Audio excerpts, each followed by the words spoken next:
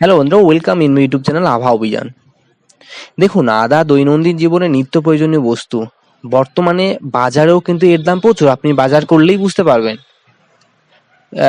তাহলে এর থেকে নিস্তার পাওয়ার একটা অন্যতম উপায় হচ্ছে আপনি বাড়িতে, আপনার বাড়ির ছাদে বা ঘরের আশেপাশে বা যেখানেই একটু ফাঁকা জায়গা রয়েছে আপনার বাড়ির আশেপাশে, আপনি কিন্তু সেখানেই আদা চাষ করতে পারেন। এবং এই পদ্ধতিটিকে আরো সহজ করার জন্য কিন্তু আপনি বস্তায় আদা চাষ করতে পারেন। তো চলুন বন্ধুরা, তাহলে আজকে আমরা দেখে নেব যে কিভাবে বস্তায় আপনি সহজে আদার চাষ করতে পারবেন এবং খুব সুন্দর আপনি ফলন পেতে পারেন। তো এই ভিডিওতে আমরা আলোচনা করতে চলেছি যে কিভাবে আপনি আদা চাষের যে মাটির মিশ্রণ সেটি তৈরি করতে পারবেন, কিভাবে আপনি চারা তৈরি করতে পারবেন এবং চারাগুলি কিভাবে রোপণ করতে হবে, কি কি সার প্রয়োগ করতে হবে এবং কিভাবে উঠাতে হবে।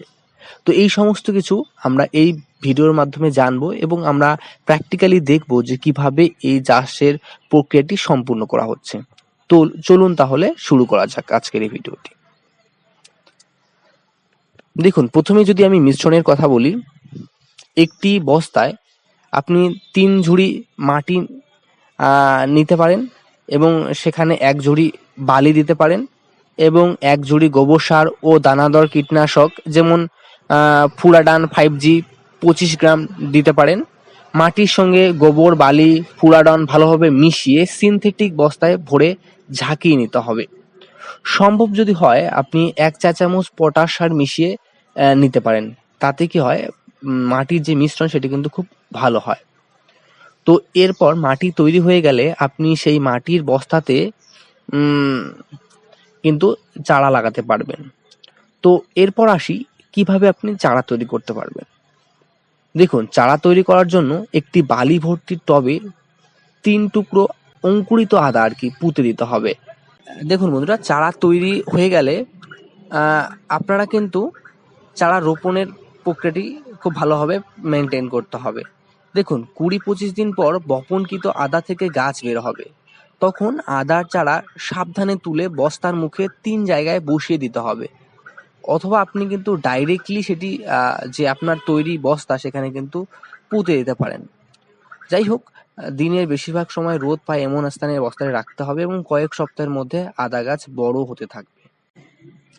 দেখুন, এরপরেই বলতে হয় যে সার প্রয়োগ। দেখুন, চারা লাগানোর 2 মাস পরে 4 চামচ সরিষার খোল ও আধা চামচ ইউরিয়া মাটিতে প্রয়োগ করতে পারেন। বস্তার মাটি মাঝে মাঝে খুঁড়ে একটু আলগা করে দিলে খুব ভালো হয়, কারণ তাতে বাতাস চলাচল করতে পারে এবং গাছগুলি ভালো হয়। তো সারের মধ্যে আমি এই দুটোই বললাম, যে সরিষার খোল এবং ইউরিয়া, এবং আপনি জৈব সার যেহেতু প্রথমেই দিবেন সেক্ষেত্রে পরে খুব একটা দেওয়ার প্রয়োজন হয় না, এবং যদি আপনি প্রথমে না দিয়ে থাকেন বা কম দেন সেক্ষেত্রে কিন্তু পরে আপনি ব্যবহার করতে পারেন, তাহলে গাছগুলির যে স্বাস্থ্য সেটা কিন্তু খুব ভালো হবে।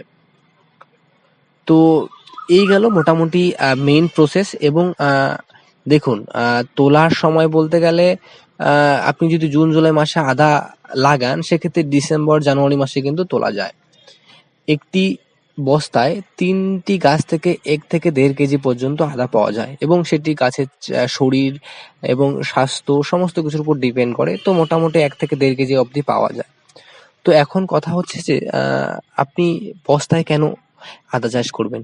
দেখুন, বস্তাতে চাষ করার কতগুলি সুবিধা রয়েছে, যেমন এখানে মাটিতে যে ব্যাকটেরিয়া বা ফাঙ্গাস আক্রমণের যে চান্সেস সেটা কিন্তু অনেকটা কমে যায়, এবং এখানে আপনি আপনার প্রয়োজন মতো জল দিতে পারবেন, এবং তার থেকে বড় কথা হচ্ছে আপনি আপনার সুবিধা মতো সেগুলিকে স্থানান্তর করতে পারবেন, এবং আপনার যতটুকু জায়গা রয়েছে সেখানে আপনি খুব সুন্দরভাবে বাগানের মতো করে সেগুলিকে সাজিয়ে রাখতে পারবেন, এবং আপনার যে নিত্য প্রয়োজনীয় চাহিদা বা প্রয়োজন সেগুলি কিন্তু সেখান থেকে পূরণ করতে পারবেন।